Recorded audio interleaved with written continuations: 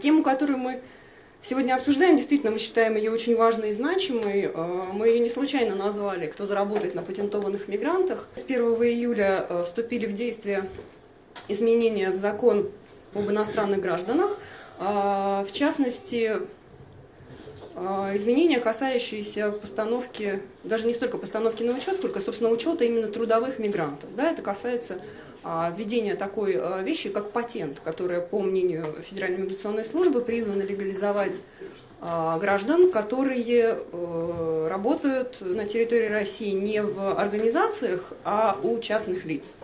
Соответственно, сегодня мы попытаемся ответить на вопрос, действительно ли эта норма нужна России, для чего она нужна нам, и самое главное, нужна ли она трудовым мигрантам.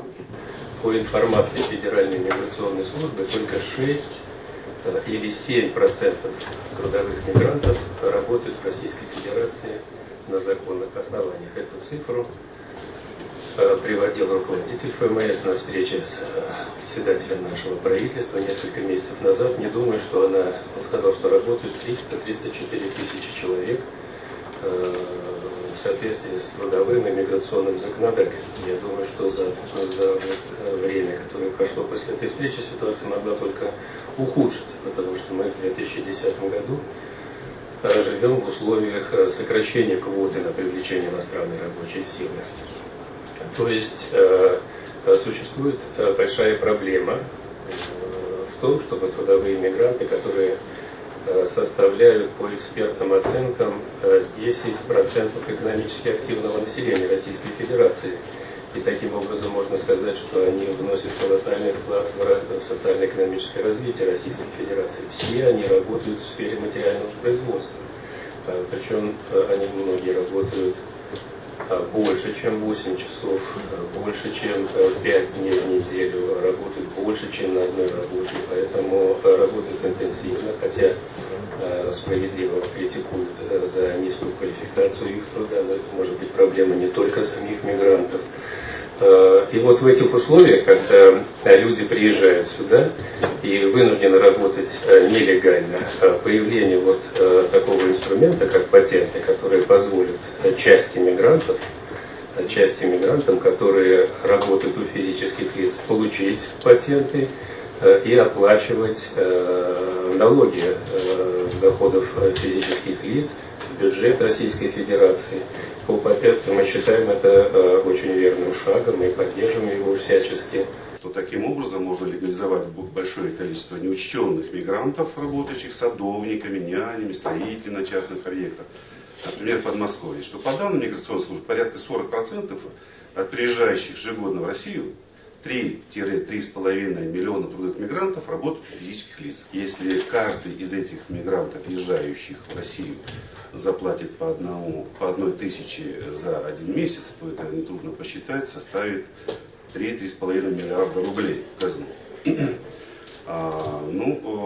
Если это 40% приезжающих, то это достаточно большое число работников. Но мы хотели бы обратить внимание, Федерация неизвестных послов России обращали внимание при подготовке соответствующих поправок в законопроект о внесении изменений как раз вот в федеральный закон о правом положении иностранных граждан Российской Федерации. Так вот, обращали внимание на то, что данная категория работников выпадает по существу из реальной защиты трудовых прав. Мы обращали внимание, что и как и раньше, и в нынешней редакции остается трудоустройство не только по трудовому договору, и даже не столько по трудовому договору, сколько по гражданско-правовым договорам. Как было, так есть и так будет. А как вот проконтролировать с точки зрения или осуществить надзор соответствующими органами по надзору, скажем, Федеральная инспекция труда, органы прокуратуры, не представляется возможным. Наверное, основным движущим мотивом принятия этого закона служило то, что можно собрать, давайте умножим 3 миллиона патентников потенциальных на 12 тысяч рублей в год, получится 36 миллиардов рублей можно собрать.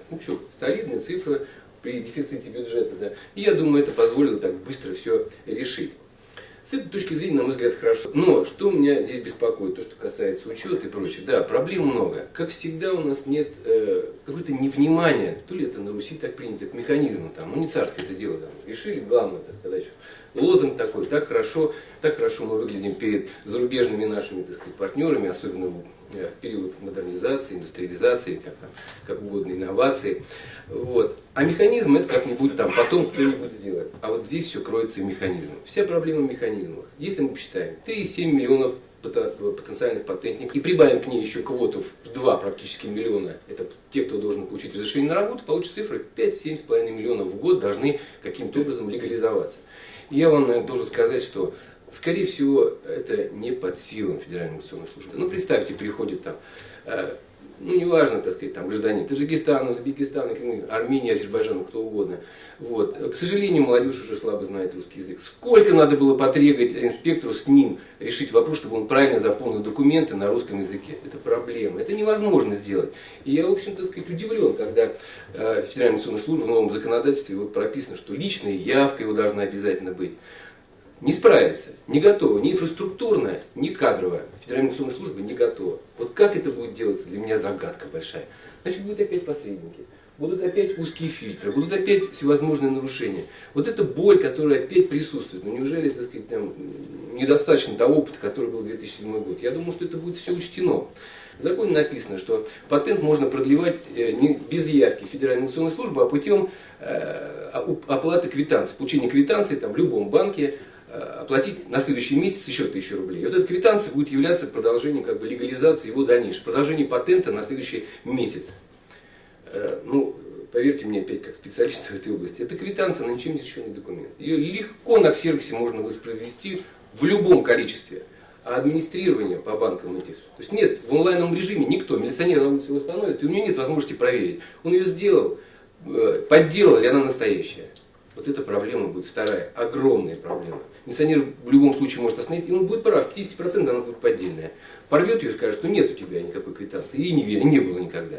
Вот это опять вторая проблема, которую почему-то никто не видит и видеть не хочет. Когда говорим об ухудшении ситуации там, в межнациональных отношениях, повышении уровня ксенофобии, мы говорим о том, что количество прибывающих внешних мигрантов, оно таково, что город его не может переварить реально. И это создает самый негативный фон для городского сообщества. Патенты не решат эту проблему. Патент – это хорошая фискальная мера при привлечении финансовых средств. Как уже сказали вот многие выступающие до меня, с одной стороны, да, деньги мы получим, 36 миллиардов, да, примерно. А с другой стороны, права-то тоже не будут защищены людей, которые сюда приезжают. И мы имеем вот огромную массу трудовых мигрантов, которые находятся в Москве, которые, к сожалению, не имеют прав, к несоответствующим образом, и правоохранительные органы часто относятся правильно совершенно. И работодатели ни во что не ставят. Потом они приезжают некими такими друзьями, в кавычках, России, и что от этого получает кто? Я считаю, что система полностью не отрегулирована с внешней миграцией. Это не моя позиция, позиция правительства города, позиция мэра. И надо вносить очень серьезные изменения в законодательство, чтобы, с одной стороны, отдать приоритет внутренней рабочей силе, параллельно привлекать грамотных специалистов из-за рубежа, которых очень много у нас в разных совершенно государствах СНГ и дальнего зарубежья. Делать это надо совершенно осознанно. И работодатель должен, в конце концов, нести полную ответственность за тех людей, которых он привлекает. Они сами индивидуалы, которые должны бегать и отстаивать свои собственные права. Если ты привез людей, исходя из квоты, там, из чего-то, неси за них ответственность. Перед законом.